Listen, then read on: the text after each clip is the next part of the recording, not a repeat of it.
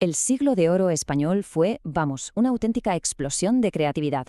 Y si hubo un lugar donde esa creatividad brilló con luz propia, ese fue el teatro. Fue una época de innovación increíble, y es justo ahí donde arranca nuestra historia, la de dos maestros que cambiaron las reglas del juego para siempre. Pues esa es la gran pregunta que vamos a desgranar. Es, en el fondo, la historia de cómo nació el teatro moderno en España.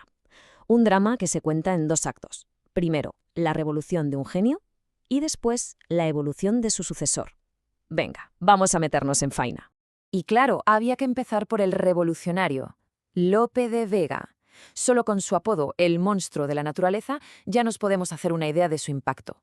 Es que Lope no se limitó a escribir teatro, es que lo reinventó de arriba abajo, creando un lenguaje completamente nuevo para las tablas. Para que nos hagamos una idea de la magnitud de lo que hizo, pensemos en cómo era el teatro antes de él. En el siglo XVI era un arte menor, con una técnica muy básica, casi sin argumento, y para un público muy selecto, solo para la corte. Y entonces llegó Lope y lo puso todo patas arriba, lo sacó de los palacios y se lo dio a la gente, a las masas, creando una fórmula con una trama organizada que se conocería como la Comedia Nacional. Y la pregunta es, ¿cómo lo hizo? Pues básicamente saltándose a la torera las rígidas reglas clásicas que lo dominaban todo. Donde el teatro clásico decía la obra tiene que pasar en un solo día y en un solo lugar, Lope decía ¿por qué no en varios sitios y a lo largo de los años? Donde decían o tragedia o comedia, pero no las mezcles, él creaba algo nuevo que reflejaba la vida, porque la vida es exactamente eso, una mezcla de las dos. Dos de sus cambios más bestias fueron en la propia estructura. Primero pasó de los 5 actos clásicos a solo 3, dándole un ritmo mucho más moderno, planteamiento, nudo y desenlace. Lo que vemos hoy en día, vamos.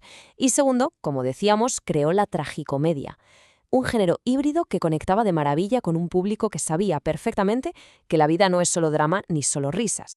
Pero bueno, la estructura está muy bien, pero Lope era un genio, porque tenía una intuición increíble para saber qué quería la gente. Sabía que para llenar los corrales de comedias tenía que tocar la tecla adecuada, la fibra sensible de la sociedad de su época.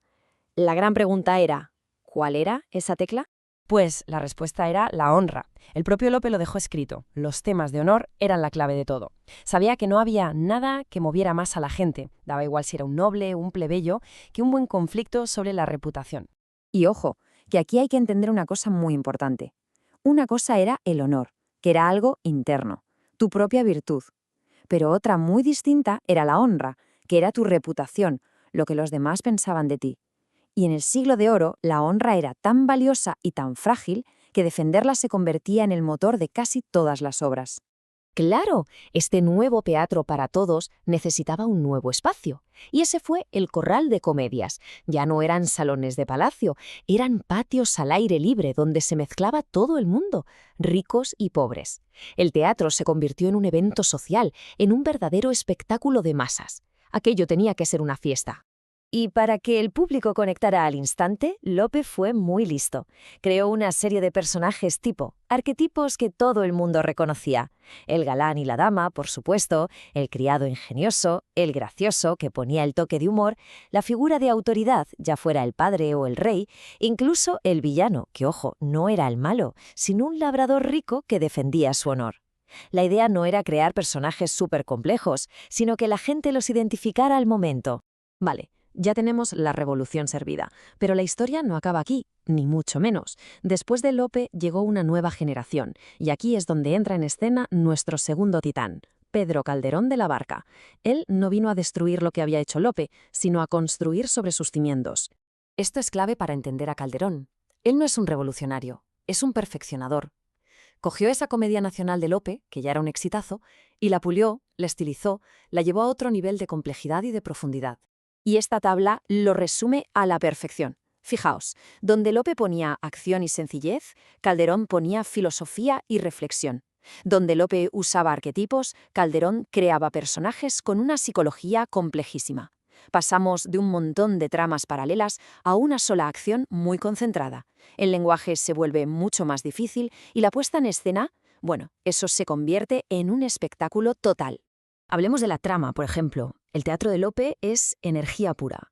Es como una serie moderna con un montón de subtramas que van a la vez. No te da respiro. Calderón, en cambio, quita todo el ruido. Se centra de una forma casi obsesiva en la historia principal y en sus protagonistas. Todo lo demás está al servicio de ese eje. Y con los personajes pasa 3/4 de lo mismo. El público de Lope reconocía al instante al gracioso o al galán. Eran plantillas. Pero Calderón va mucho más allá. Sus personajes como Segismundo en La vida es sueño son individuos llenos de dudas, de conflictos, son el centro de un análisis psicológico brutal. Y luego está el lenguaje.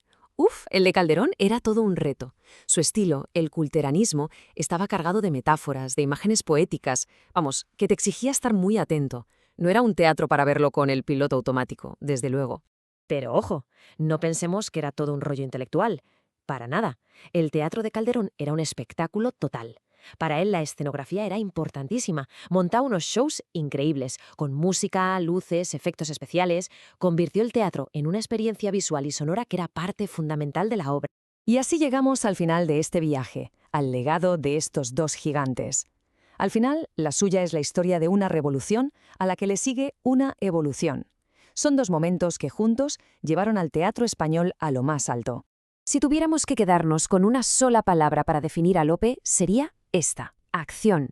Su teatro es movimiento, es intriga, es pasión. Un torbellino de emociones pensado para que el público no pudiera ni pestañear. Y si hacemos lo mismo con Calderón, la palabra clave es reflexión. Él coge toda esa acción de Lope y la usa como un vehículo para hacernos pensar sobre las grandes preguntas. ¿Qué es la vida? ¿Si somos libres o no? ¿Qué es la realidad? Casi nada, vamos. Quizás la mejor forma de recordarlos sea con esta metáfora. Lope fue el arquitecto que tiró los muros viejos y construyó una casa totalmente nueva desde los cimientos. Y Calderón fue el maestro de obras, el decorador, que entró en esa casa y perfeccionó cada detalle hasta convertirla en un palacio. Y terminamos con una pregunta que va más allá de Lope y Calderón, una pregunta que sigue totalmente vigente. En una historia, sea una peli, una serie o un libro, ¿qué es más poderoso? ¿La acción trepidante que te atrapa o la reflexión profunda que se te queda dando vueltas en la cabeza? La respuesta, quizá, está en ese equilibrio que nos enseñaron estos dos genios.